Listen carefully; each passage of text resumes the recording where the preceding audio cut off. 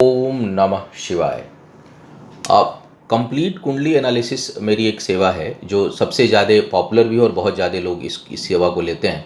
लेकिन मैं देख रहा हूँ कि इसमें एक लगातार जो है वो कुछ भ्रम की स्थिति होती है या लोग प्रश्न पूछते हैं, तो मुझे लगा कि इसके ऊपर मैं एक वीडियो दे दूँ ताकि जब इस सेवा को आप लें तो इससे पहले इसको सुन लें और समझ लें कंप्लीट कुंडली में हम क्या क्या कवर करते हैं और आपसे क्या चीज़ें हमें चाहिए होती हैं। कंप्लीट कुंडली एनालिसिस को अक्सर लोग लाइफ टाइम रीडिंग से मिक्स कर देते हैं। तो ये लाइफ रीडिंग नहीं है, लाइफ रीडिंग संभव भी नहीं है और कम से कम मैं तो, क्योंकि पूरी होल लाइफ की रीडिंग जो है वो पॉसिबल नहीं होती कि एक एक सीटिंग में दे दिया जाए। इतने ग्रह गोचर में परिवर्तन रहता है कि हर एस्पेक्ट्स पर कोई दे ही नहीं सकता। इवन जो लोग सॉफ्टवेयर से भी देते हैं उसमें भी दशा अंतरदशा लेवल तक का एक लमसम देते हैं एनालिसिस, लेकिन उस दौरान ग्रहों का की गोचर की स्थिति क्या होगी वो उसमें भी बहुत कम पकड़ते हैं। और प्रेडिक्शन पार्ट ही सबसे ज़्यादा कंफ्यूजिंग है और इसी के ऊपर आज तक कोई सॉफ्टवेयर परफेक्ट नहीं बन पाया है। चाहे और परफेक्शन तो खैर किसी को नहीं, हम ये कहें कि मेरा ही प्रेडिक्शन परफेक्ट है तो ये सही नहीं है। तो कंप्लीट कुंडली एनालिसिस को आप समझिए। कंप्लीट कुंडली एनालिसिस का मतलब ये है कि आपकी कुंडली में आपका जन्म किस नक्षत्र में हुआ, उसका सामान्य प्रभाव क्या होगा। क्योंकि नक्षत्र, कई बार केवल लोग नक्षत्र पढ़ के ही फिर बोलने लगते हैं आपने तो उसमें ये नहीं लिखा, उसमें ये नहीं मैच कर रहा है। तो एक केवल नक्षत्र से पूरे कुंडली का विश्लेषण नहीं हो सकता, लेकिन एक नक्षत्र का क्या प्रभाव पड़ेगा, जिस लग्न में आप जन्म लिए हैं उस लग्न का क्या प्रभाव पड़ेगा, उसके बाद आपकी कुंडली में जो जितने ग्रह बैठे हैं उन ग्रहों की क्या स्थितियां हैं, वो ग्रह किस प्रकार का प्रभाव देने की टेंडेंसी रखते हैं, ग्रहों की युति किस प्रकार की है एक दूसरे के साथ। अगर जैसे एक साथ मान लीजिए कहीं सूर्य भी बैठा है, शुक्र भी बैठा है, शनि भी बैठा है, तो उनका प्रभाव किस प्रकार का होगा। ये कुंडली में कोई दोष है, कोई योग बन रहा है, बढ़िया योग बन रहा है तो उसका क्या प्रभाव होगा, कोई दोष बन रहा है तो उसका क्या प्रभाव, संभावित प्रभाव होगा, उसकी पूरी जो है वो कंप्लीट कुंडली में हम चर्चा करते हैं। इसके अलावा एक एक लाइन की कौन सी दशा किस प्रकार जाने की संभावना रहेगी, अच्छी या बुरी। पूरी दशा एनालिसिस नहीं देते, दशा एनालिसिस देना भी बहुत टाइम टेकिंग और कॉस्टली है, इसीलिए हम दशा एनालिसिस का रिपोर्ट ही नहीं देते, अपने सर्विस में ही नहीं है मेरी। उसके साथ साथ कौन सा रंग आपके लिए सुटेबल है, कौन सा जेम स्टोन आपके लिए सुटेबल है पहनना चाहिए, और इसके साथ साथ आपका कोई स्पेसिफिक प्रश्न हो। अब प्रश्न वाला सेक्शन एक बार फिर कहूँगा, क्योंकि जितनी बार कंप्लीट कुंडली आती है लोग हेडिंग लिख के भेज देते हैं। जैसे लिख देंगे about my health, about my career. अब होता क्या है कि जब अबाउट कैरियर लिख देते हैं तो कैरियर की जो सामान्य कि आपका भाई, अब अबाउट कैरियर लिखेंगे तो कैरियर किस प्रकार जाने की संभावना है, आय वगैरह कैसी रहेगी, या अभी साल 2 साल 3 साल आपके लिए आने वाला टाइम किस प्रकार का, उसकी चर्चा होती है। अब पता चलेगा कि जब कुंडली भेज दी जाएगी तो बाद में आएगा कि मैं ना ट्रांसफ़र को सोच रहा था, आपने ट्रांसफ़र नहीं बताया।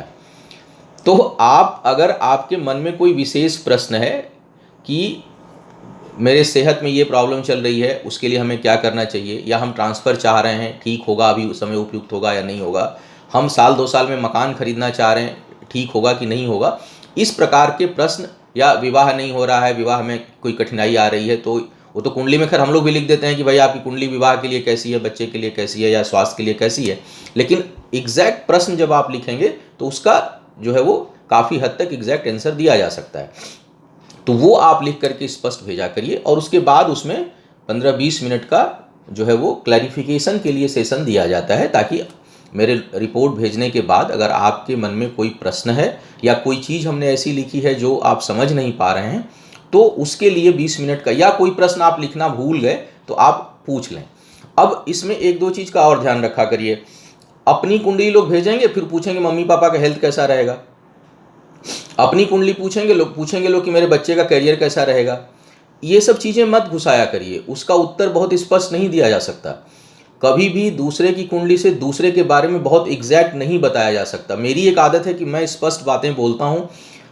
कई लोग बोल देंगे तो एक जो है वो एक लमसम बताया जा सकता है कि दृष्टि वगैरह कैसी जा रही किसी ग्रह की या गोचर में, तो किस प्रकार की स्थिति होगी, लेकिन एग्जैक्ट नहीं होता। दूसरा, वो आप अपनी कंप्लीट कुंडली एनालिसिस के लिए आप जो है वो सर्विस ले रहे हैं, उसमें बच्चे का, उसमें पत्नी का सेहत कैसा रहेगा, माता पिता, ये सब मत घुसाया करिए, उससे कोई फ़ायदा नहीं होता। आप जो है वो अपने बारे में जो प्रश्न आपको पूछना है पूछ लिया करिए, नंबर 1। नंबर 2, जो है वो इसके साथ साथ जो सेशन हम देते हैं उसमें हमारी आपकी जो वार्तालाप होती है, तो उसमें कोई चीज़ समझना है तो आप उसमें समझ सकते हैं। दूसरा, समय जनरली 20 से 25 दिन का हम वर्किंग डेज लेके चलते हैं।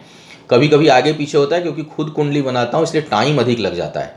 और जब समरी देते हैं या कोई चीज़ लिखते हैं कंक्लूजन के रूप में, तो वो जो है वो टाइम टेकिंग होता है। तो थोड़ा सा जब बिल्कुल परफेक्ट टाइम होता है, मूड होता है, तब उसको हम बनाते हैं, इसलिए समय का थोड़ा सा समय रहे तब लिया करिए। दूसरा, उसमें कोई अर्जेंट चीज़ मत डाला करिए। कई बार लोग फिर मेल करने लगते हैं कि हमको तो ये चीज़ अर्जेंट कल ही लेना था। तो भाई अर्जेंट अगर आपको कोई चीज़ पूछनी है तो प्लीज़ आप उसको कंप्लीट कुंडली में मत डालिए, आप उसका परामर्श अलग से ले लीजिए। अन्यथा तो एक चीज़ का और ध्यान रखा करिए कि बहुत बार तो नहीं लेकिन 2-4 बार ऐसा हुआ है कि रिपोर्ट पढ़ने के बाद ही आप थोड़ा आपको कुछ भ्रम उत्पन्न हुआ और आपने जो है उस पर कि जी आपने तो लिखा है और आपके अपने लिखे में ही कॉन्फ्लिक्शन है।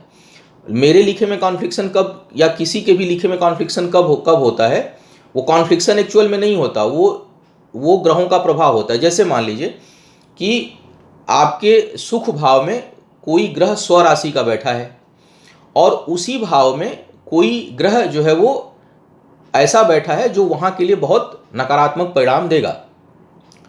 होता क्या है वैसे में कि जब हम उस ग्रह की बात करेंगे जो स्वराशि में या उच्च का या शुभ ग्रह बैठा हुआ है, तो उस ग्रह की व्याख्या में हमको लिखना पड़ेगा कि आपके लिए ये पारिवारिक सुख या भौतिक सुख सुविधाओं की उपलब्धि कराएगा। अगर वहीं कोई नकारात्मक ग्रह भी बैठा है तो जब उस ग्रह की हम व्याख्या करेंगे तो हम लिखेंगे कि यही सुख में कमी करेगा। तो हम जब उस पर्टिकुलर ग्रह की बात करेंगे तो हम उस टेंडेंसी की बात करेंगे। ओवरऑल जो इसका रिजल्ट होगा वो क्या होगा कि मिश्रित परिणाम आएगा आपके घर में। गाड़ी तो हो जाएगी, हो सकता है मकान हो जाए, बड़ा मकान हो जाए, लेकिन उस मकान का सुख नहीं होगा क्योंकि एक बाधक ग्रह भी वहां पर आपके लिए नकारात्मक बैठा हुआ है। तो कभी भी किसी चीज का इससे मत आप एनालिसिस निकाला करिए। 1-2 क्लाइंट इस पर बड़े मतलब चूंकि पब्लिक डीलिंग है तो लोग समझते नहीं और उसको लिख करके कि आपने तो यहाँ ये लिखा है यहाँ अरे भाई 2 ग्रह है तो आप भी अपना एग्जैक्ट परिणाम देखो ना कि क्या आपके पास गाड़ी है तो आप सुख ले पा रहे हो क्या उसका, या मकान बना है तो क्या आप 100% मकान में सुखी हो। तो एक ग्रह की टेंडेंसी है कि उसने आपको बहुत अच्छा मकान दे दिया, लेकिन वहीं दूसरे ग्रह की टेंडेंसी है कि उसने आपको उसमें या तो स्वास्थ्य खराब कर दिया या पारिवारिक जीवन को डिस्टर्ब कर दिया, या आपने कर्ज मकान लेते समय इतना ले लिया कि आप उसकी नींद हराम हो गई है उसमें। तो आप उसके फाइनल रिजल्ट को पकड़ो। हमेशा अगर किसी भी भाव में किसी शुभ ग्रह की दृष्टि होगी या कोई शुभ ग्रह बैठा होगा तो उसकी टेंडेंसी हमेशा वहाँ शुभत्व देने की होगी। लेकिन अगर उसी भाव का, उस भावेश का स्वामी कहीं खराब जगह बैठा है या उस भाव पर किसी जो है वो अशुभ ग्रह का प्रभाव पड़ रहा है या कोई अशुभ ग्रह भी बैठ गया है, तो उस भाव के पूर्ण सुख में कमी आ जाएगी। तो इस प्रकार का कोई अगर प्रश्न रहता है तो उसी लिए क्लैरिफिकेशन सेशन रहता है, उसमें आप बात कर लिया करिए। कंप्लीट कुंडली में लाइफ टाइम एनालिसिस, किसी भी दशा अंतरदशा का पूरा इंटरप्रिटेशन और अनलिमिटेड क्वेश्चन नहीं देते। कई बार लोग 20-20 क्वेश्चन लिख के भेजते हैं। भाई जो आपको जो है कई बार लिख देंगे अगले 15 साल का मेरा कैरियर बताइए, इसका क्या बाद में लिखेंगे मैंने तो एक क्वेश्चन पूछा है। तो जो है एक हमारा आपका रिश्ता एक ज्योतिष और क्लाइंट का है। ये मत सोचा करिए कि मतलब जब ज्योतिषी से बात करें तो कितना उसका खून चूस लें। आप जो है वो प्रश्न जेन्युइन तात्कालिक वो पूछा करिए। बहुत दूर की चीज़ों में आपका कर्म भी इन्वॉल्व होता है। तो 15 साल के बाद के प्रेडिक्शन आपके कर्म के साथ मूव करते हैं तो 100% एक्यूरेसी नहीं, 100% एक्यूरेसी तो वैसे कभी भी नहीं आएगी, लेकिन जो 60%, 70%, 80% जो एक्यूरेसी आएगी वो आपके कर्म के साथ साथ प्रभावित होती रहती है।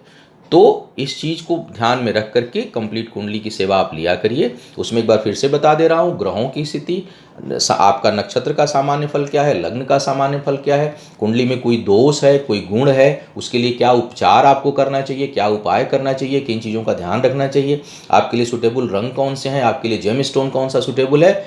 इसके साथ साथ कोई विशेष प्रश्न आपका हो तो वो भी आप उसमें दे सकते हैं, उसका उत्तर मैं देता हूं। उसके बाद 15-20 मिनट का टेली सेशन होता है जिसमें आपके कुंडली से संबंधित कोई क्लैरिफिकेशन या कोई प्रश्न छूट गया हो उसका हम उत्तर देते हैं। तो ये कंप्लीट कुंडली एनालिसिस हम आपको प्रोवाइड करते हैं। इसमें अपने बच्चे का, इसमें अपने पत्नी का, इसमें अपने माता पिता का विवरण मत डाला करिए, उसके बारे में प्रेडिक्शन हम नहीं करते।